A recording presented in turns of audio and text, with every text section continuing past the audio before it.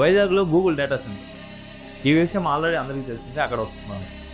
కానీ ఇక్కడ టీడీపీ ఏం చేస్తుంది, ఈ క్రెడిట్ అంతా టీడీపీ తీసుకున్నది. సో ఇక్కడ యాక్సెప్టబులే, ఎందుకంటే నారా లోకేష్ గారు కొన్ని కష్టపడ్డారు ఈ గూగుల్ని ఆంధ్రప్రదేశ్ తీసుకురావడానికి.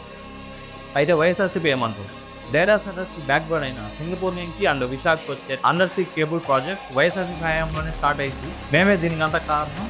సో దానివల్ల ఈ గూగుల్ కంపెనీ కానీ మెటా కానీ ఇంకొక ఏ కంపెనీ వచ్చినా ఇదే కారణం అనేసి వైఎస్ఆర్సీపీ క్లెయిమ్ చేస్తుంది.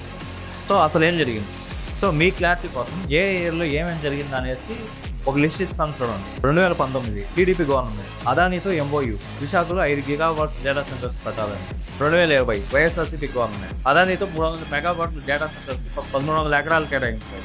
సింగపూర్ విశాఖ అండర్ సీ కేబుల్కి ఈ ప్రాజెక్ట్ ఇప్పుడే ప్రారంభమైంది 2022.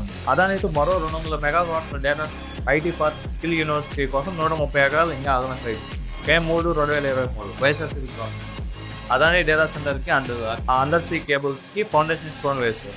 2024 టీడీపీ గవర్నమెంట్ మరో 480 ఎకరాలు కేటాయింది. గూగుల్, అదానీ, ఎయిర్టెల్తో ఎంఓయూలు చేసుకున్నారు.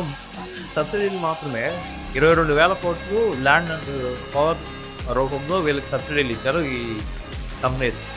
సో దీని తర్వాత అక్టోబర్ 2025 గూగుల్ అఫీషియల్గా అనౌన్స్మెంట్ చేసి వైజాగ్లో డేటా సెంటర్ రాబోతుంది. సో చూసారుగా, ఇప్పుడు ఎవరికి మీరు క్రెడిట్స్ ఇస్తారు, కామెంట్ చేయండి. Thank you.